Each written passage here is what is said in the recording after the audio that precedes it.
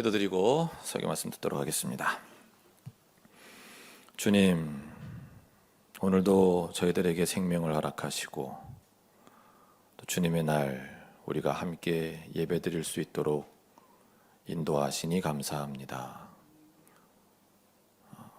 세상 가운데 뿔뿔이 흩어져 살아갈 수밖에 없는 저희들이 믿음의 공동체를 이루어 이렇게 함께 주님을 예배하고 또 성도 간의 교제를 나눌 수 있는 것, 이것이 얼마나 큰 은혜인지 오늘 이 시간 다시 한번 생각하게 됩니다. 주님 주신 은혜에 감사하며 주님을 온전히 예배하는 시간 될 수 있기를 원합니다. 주님, 성령과 진리로 함께하여 주옵소서. 이 부족한 종을 주님께 의탁하옵고 우리 주 예수 그리스도의 이름으로 기도하옵나이다. 아멘. 지난 한 주도 주님을 따르기 위해 애쓴 여러분 모두를 주님의 이름으로 축복합니다. 오늘도 우리는 성부, 성자, 성령 삼위 하나님께서 우리에게 명하시는 생명의 길, 그 위로 걸으며 주님을 따르고자 합니다. 오늘 성서일과 네 곳의 이 본문들 속에서 만나는 그 하나님의 뜻, 하나님이 하고자 하시는 바들, 또는 하나님이 우리에게 요구하시는 명령들, 이런 것들은 모두 그러니까 우리가 그냥 흔히 생각하는 신이 우리에게 요구하는 바가 정말 이거라고? 약간 그런 내용들입니다. 우리는 기독교인으로 오래 살아왔기 때문에 하나님이 이런 것을 요구하시는 걸 알고 있지만, 기독교인이 아닌 사람이라거나 아니면 이제 막 신앙생활을 시작한 분들, 또는 신앙생활을 오래 했지만 여전히 신과의 관계를 맺으려면 이렇게 해야 되는 거 아니야? 라고 하는 기존의 그 통상적인 어떤 관념에 사로잡혀 있는 분들에게는 다 편안하지 않은 그런 내용들입니다. 지금 하나님이 우리에게 말씀하시는 내용들이 이런 걸로 정말 내 삶이 구원을 얻는 게 맞나 싶은 그런 것들인 거죠. 구약 본문들부터 보겠습니다. 미가서 본문인데요. 미가라고 하는 예언자는 그 이사야와 동시대에 활동한 인물로 추정이 되고 있는데, 이분의 주된 사명은 사회 지도층의 불의를 고발하는 일이었습니다. 이것부터가 좀 우리가 통상적으로 종교인에게 기대하는 바랑 좀 다르죠. 그러니까 예언자라면 뭔가 영적인 일을 해야 될 것 같고, 그리고 문제를 제기해도 영적인 문제에 대해서 고발을 하든지 말든지 해야지, 왜 예언자가 하나님의 일을 하는 사람이 왜 사회 지도층의 불의를 고발하는가 라는 생각이 드는데, 그것도 그렇지만 오늘 본문만 보면 이 미가라는 예언자를 통해 본문 속에서 하나님께서는 자신의 백성을 재판에 세우시겠다, 고발하시겠다, 이런 내용이에요. 그러면 그 자신의 백성, 하나님의 백성이라고 하는 사람들이 뭘 잘못했길래 지금 고발하시겠다고 하는가? 6절 이하를 같이 읽겠습니다. 시작. 내가 주님 앞에 나아갈 때에, 높으신 하나님께 예배드릴 때에 무엇을 가지고 가야 합니까? 번제물로 바칠 1년 된 송아지를 가지고 가면 됩니까? 수천 마리의 양이나 수만의 강줄기를 채울 올리브 기름을 드리면 주님께서 기뻐하시겠습니까? 내 허물을 벗겨주시기를 빌면서 내 맏아들이라도 주님께 바쳐야 합니까? 내가 지은 죄를 용서하여 주시기를 빌면서 이 몸의 열매를 주님께 바쳐야 합니까? 너 사람아, 무엇이 착한 일인지를 주님께서 이미 말씀하셨다. 주님께서 너에게 요구하는 것이 무엇인지도 이미 말씀하셨다. 오로지 공의를 실천하며 인자를 사랑하며 겸손히 네 하나님과 함께 행하는 것이 아니냐. 아멘. 그러니까 지금 하나님께서 원하신다고 하는 내용은 마지막 그 8절에 있는 거예요. 그러니까 우리가 기독교의 가르침에 대해 아무것도 모르는 사람이라고 생각을 해보면 뭐 이런 신이 다 있지? 이런 생각이 드는 거예요. 그러니까 보통 신들이 요구하는 건 6절, 7절의 내용들인 거죠. 근데 지금 이 신은 이렇게 표현하는 것이 좀 조심스럽긴 합니다만은 여러분들 이해를 돕기 위해서 우리가 만난 이 신은 뭐 이런 신이 다 있지 싶은 걸 요구하는 거예요.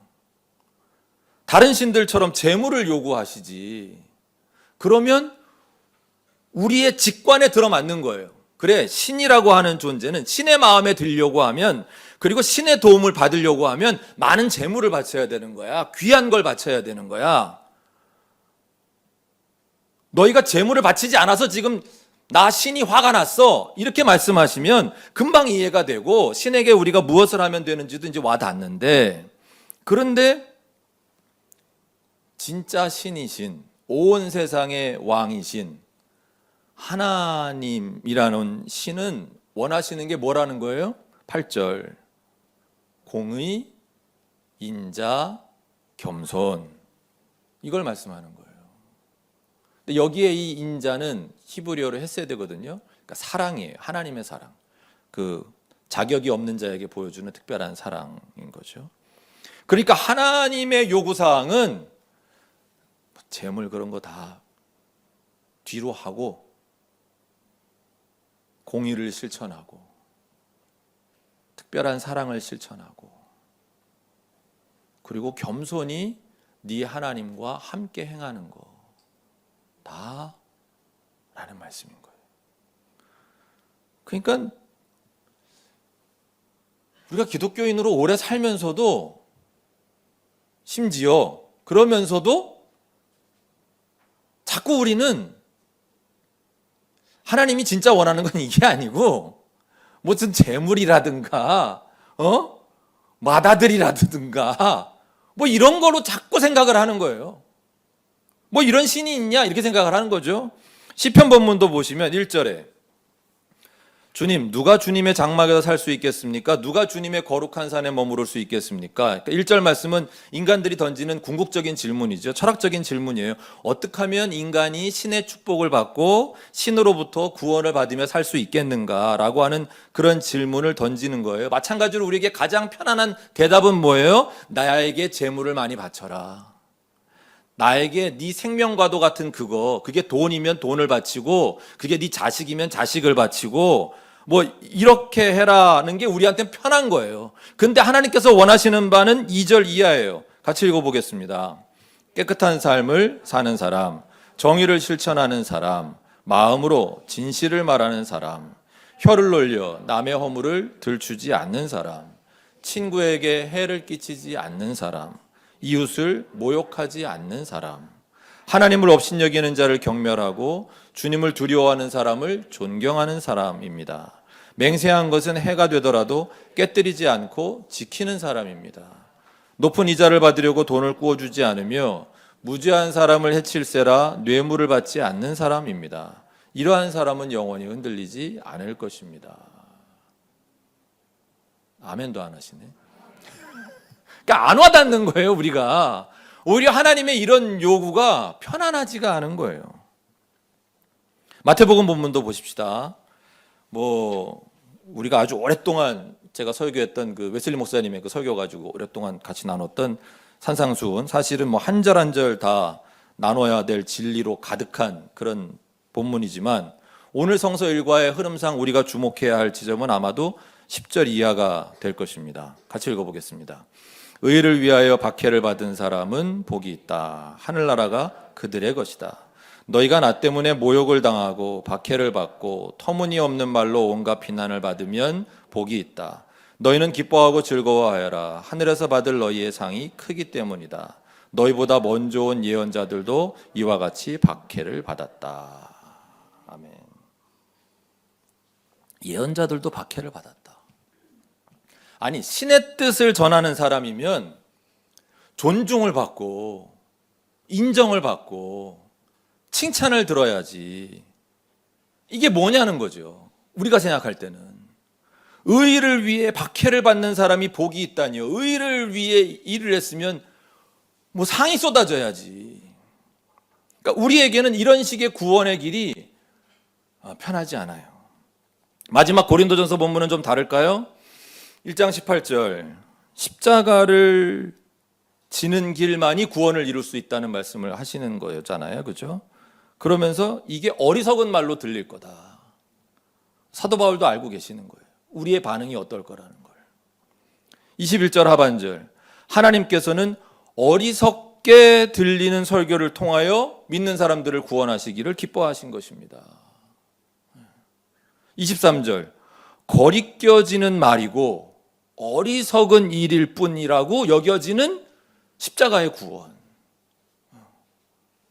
27절, 하나님은 심지어 본인의 진리만 어리석어 보이는 게 아니라 세상의 어리석은 것들을 택하셨다, 약한 것들을 택하셨다, 28절, 비천한 것들과 멸시받는 것들을 택하셨다.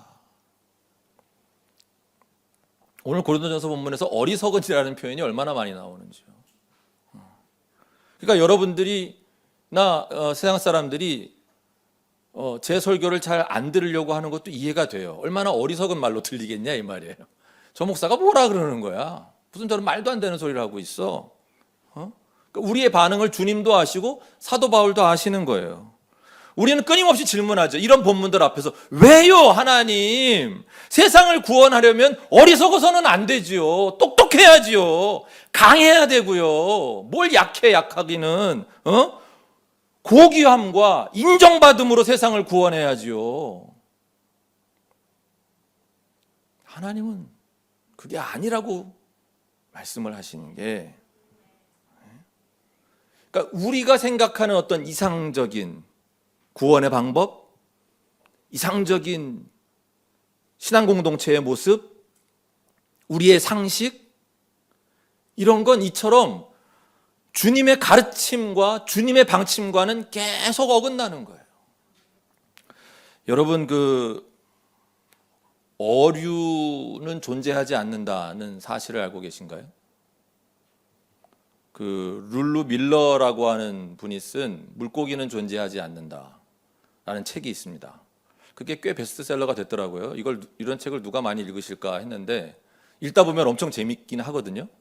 그게 막 전기인가 누구의 이렇게 시작을 했다가 이게 쓰는 분의 수필인가 그러다가 이게 과학책인가 그러다가 이게 무슨 탐사 고발 저널리즘의 책인가 막 이런 막 여러 장르가 막 이렇게 섞여들어 너무 재밌게 제가 읽은 책인데요. 그 내용 잠깐 지금부터 얘기하려고 합니다. 이런 거예요. 과학자들이 하는 얘기인데 조류는 존재해요. 포유류도 존재해요.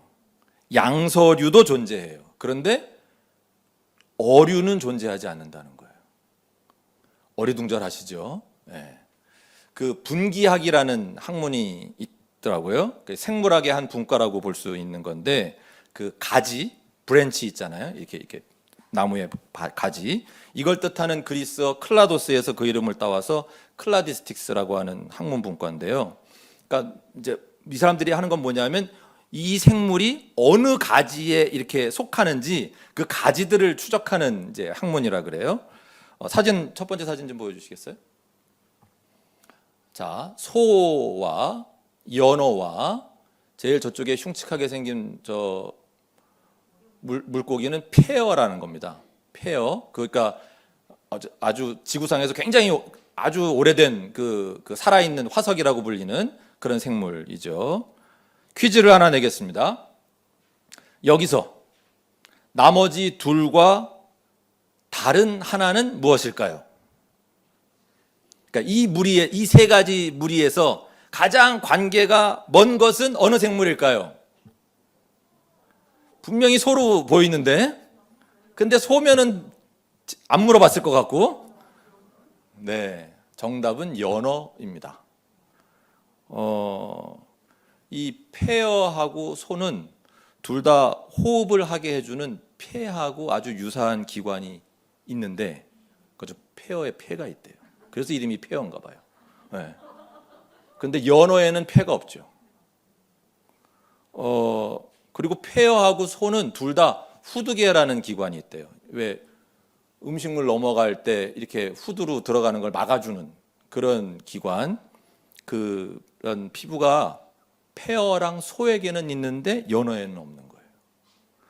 그리고 이 폐어의 심장을 해부해 보면 놀랍게도 연어의 심장보다는 소의 심장과 더 비슷하다고 합니다. 결론적으로 폐어는 연어보다는 소와 더 가깝다. 이제 제가 여러분하고 여기서 같이 생각해 보고자 하는 그런 내용은 이제 계속 말씀드릴 건데, 그러니까 물 속에서 헤엄치고 사는, 우리가 흔히 생각하는 이제 물고기라고 생각하는 그렇게 생긴 생물들 가운데 다수가 자기들끼리 가까운 관계라기보다는 포유류와 더 가까운 관계라고 하는 사실을 우리가 받아들이고 나면 이제 이상한 진실이 우리 눈앞에 펼쳐진다는 거예요. 이상한 진실. 이 사진도 한번 보실까요? 두 번째 사진. 네, 연어, 폐어 그대로 나오고, 이번에 상어가 나왔습니다. 우리는 이 과학자들도 다 통상적으로 이 사진 속의 세 종류의 생물들을 다 우리는 어류라고 분류를 합니다. 좀 전에 우리가 봤던 그 폐어는 육기 어류로 분류한다 그래요. 그 다음에 연어는 조기 어류, 여기에 속하는 어류가 이제 연어, 농어, 송어, 장어 뭐 이런 게 있다 그래요. 그 다음에 상어는 연골어강, 그래서 여기에 이제 가오리도 있고 이런데, 이 세 종류 모두를 우리가 어류라고 하는 분류 속에 이렇게 함께 묶어버리면 우리는 뭘 못 보냐? 이들 간에 있는 차이점을 더 이상 보지 않는다는 거예요. 그 차이점들이 다 가려져 버린다는 거예요. 왜냐하면 폐어는 좀 전에 우리가 살펴본 것처럼 겉모습하고는 다르게 포유류에 상당히 가깝고, 연어는 미끌미끌하고 비늘이 있는 거 보면 폐어랑 상당히 가까운 것처럼 보이지만 안을 들여다보면 좀 전에 살펴본 것처럼 그렇게 폐어하고는 완전히 다른, 뭐 폐도 다르고 뭐 후두도 다르고 심장도 다르고 막 이런, 다를 수가 없다는 거고요. 상어는 이런 매끈한 피부나 곡선을 띤 몸이 폐어보다는 훨씬 더 포유류에 가까워 보이잖아요. 왜? 저렇게 비슷하게 생긴 게 고래가 있잖아요. 고래는 포유류라는 걸 우리가 알잖아요. 그런데 실제로는 상어 종류는, 상어나 가오리 같은 이런 연골어강이라고 분류하는 얘네들은 심지어 비늘이 있는 송어나 연어보다도 훨씬 더 포유류와 거리가 멀다 이거예요.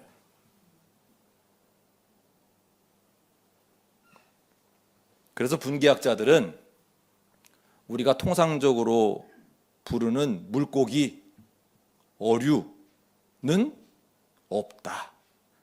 존재하지 않는다. 그런 종류의 생명체는 지구상에 없다. 라고 가르치는 거예요.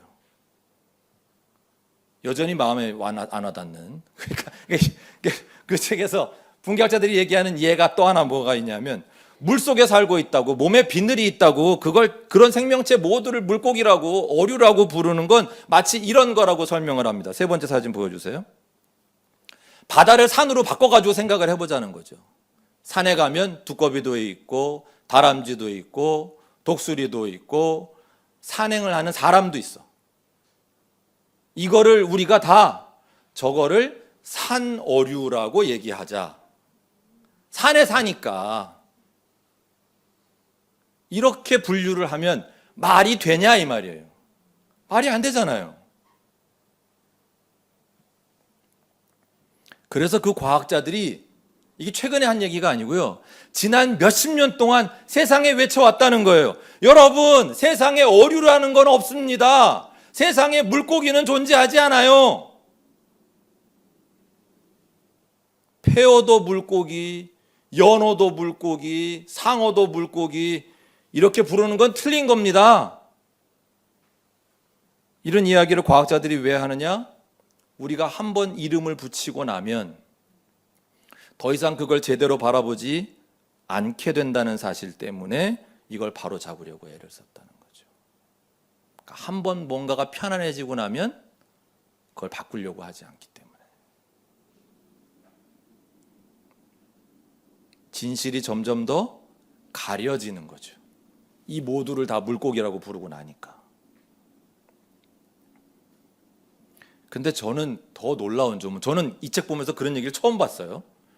더 놀라운 점은 이 이야기를 지난 몇십 년 동안 아무도 귀담아 듣지 않더라 라는 거예요.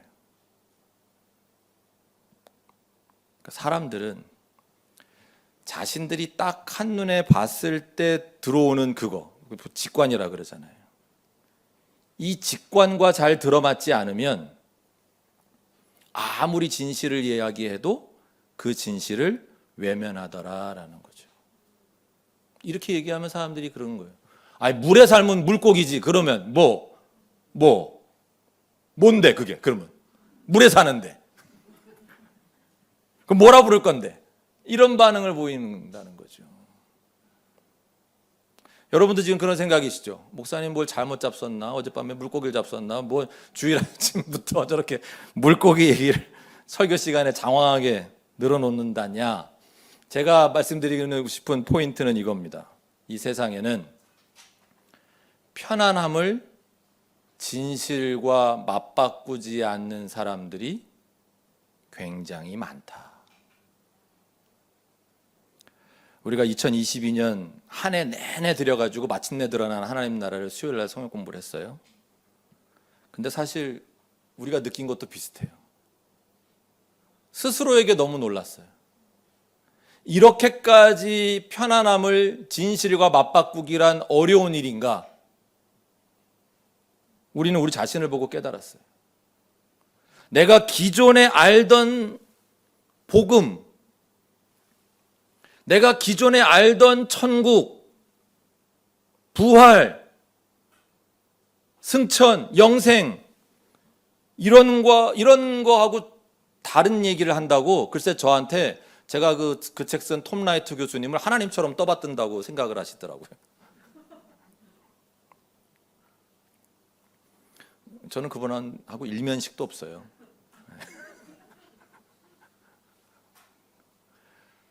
그러니까 우리 자신도 자신이 기존에 이미 알고 있던 어떤 그런 지식들이나 경험들이나 아니면 우리가 가지고 있는 어떤 그 선입견, 이런 것들이 주는 편안함에 사로잡혀 있다 보니까 우리가 기독교에 대해서 알고 있던 내용들이 그거는 그 당대에 만연한 플라톤 철학식으로 복음을 설명하려다가 예수님의 복음의 본질에서는 좀 벗어난 거라고, 세월이 이렇게 흘러오면서 서기 200년 이후에 이렇게 흘러나오면서 헬라 철학이 기독교에 들어와서 그 영과 육을 분리하는 그런 이원론적인 관점을 가지게 된 그런 것들이라고 아무리 설명을 해도, 그래서 그것이 예수님이 가르치신 내용하고는 좀 다르다. 예수님 가르치신 내용을 좀 봐라. 예수님은 육을 부인하시지 않는다. 심지어 하나님도 그러시지 않는다. 그래서 육으로 몸으로 부활하시지 않느냐. 이런 이야기를, 이것이 예수님이 가르치신 성경에 있는 내용이다. 이것이 복음서의 내용이고 이것이 사도 바울이 가르치신 정통 기독교의 가르침이다 해도 지금까지 자기가 알고 있던 그런 편안함과 진실을 맞바꾸려 하지 않는. 그러나 이제는 알죠. 우리가 이제 진실을 알고 나니까 기독교가 바라보는 종말은 이런 거구나. 기독교가 말씀하시는 천국은 이런 거구나. 부활은 이런 거고 승천은 이런 거고 영생은 이런 거구나. 이걸 알고 나니까 이제 좀 세상이 제대로 보이기를 시작하는 거예요. 왜 기독교가 희망이라고 했는지, 전에는 기독교가 희망이라는 게 와닿지 않았거든요. 뭐가 희망이야? 그냥 여기 버리고 뭐 무슨 영만 천국에 간다는데. 그리고 교회를 봐도 교회가 무슨 희망이야? 지들끼리 희망이라 그러지. 순 이상한 것들이 거기 다 있는데 목사들도 이상하고. 그럼에도 불구하고 기독교가 왜 희망인지, 우리는 무엇을 소망하고 지금 여기에서 어떻게 살아야 되는지 이제 좀 알게 된 것 같지 않아요?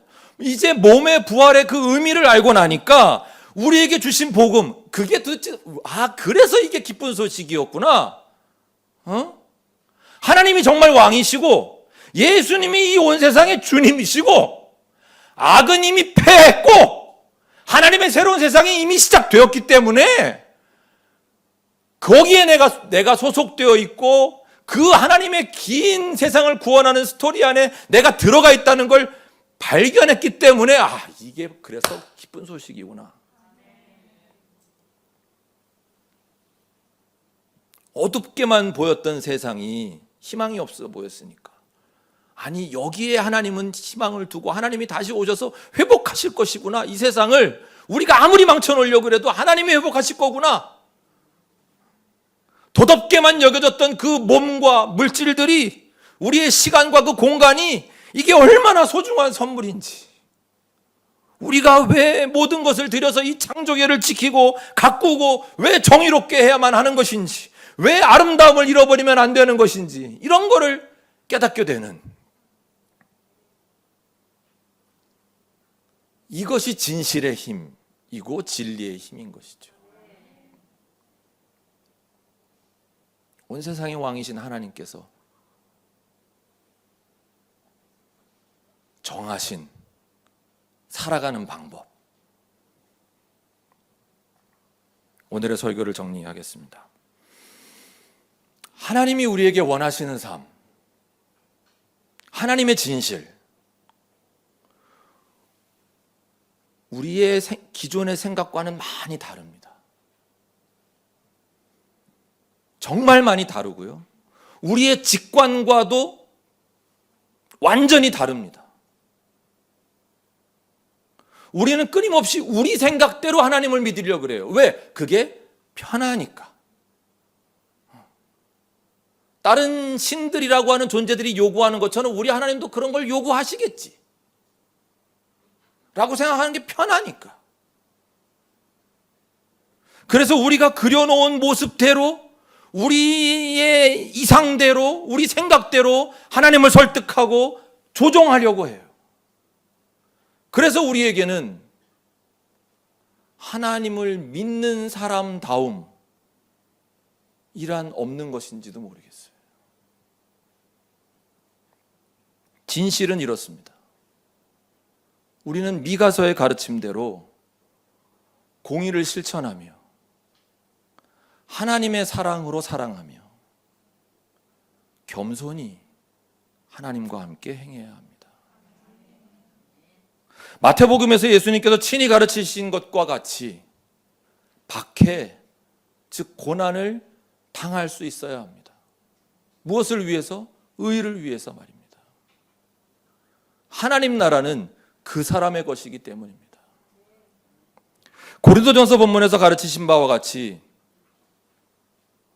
어리석어 보이는 그 길을 가는 것입니다. 그리고 우리의 어리석음을, 우리의 연약함을, 우리의 비천함을, 우리의 멸시받음을 인정하고 받아들여야 합니다.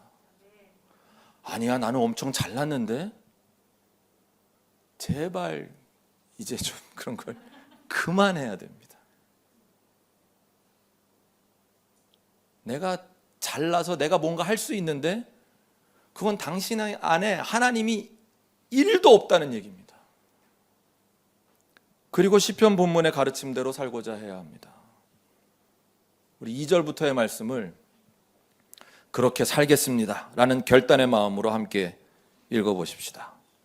깨끗한 삶을 사는 사람, 정의를 실천하는 사람, 마음으로 진실을 말하는 사람, 혀를 놀려 남의 허물을 들추지 않는 사람, 친구에게 해를 끼치지 않는 사람, 이웃을 모욕하지 않는 사람, 하나님을 업신여기는 자를 경멸하고 주님을 두려워하는 사람을 존경하는 사람입니다. 맹세한 것은 해가 되더라도 깨뜨리지 않고 지키는 사람입니다.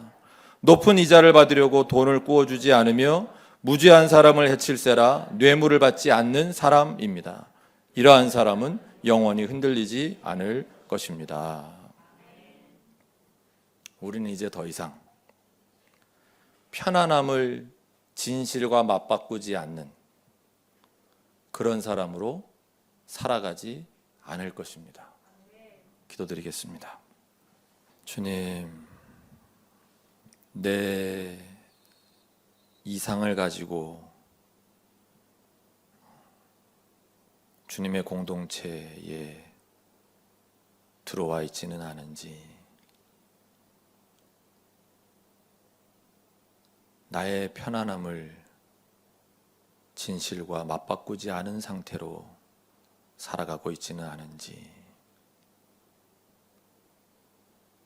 오늘 주님의 그 진실 앞에 우리를 내어놓을 수 있는 그런 은총 우리에게 허락하여 주시옵소서. 우리 주 예수 그리스도의 이름으로 기도하옵나이다. 아멘.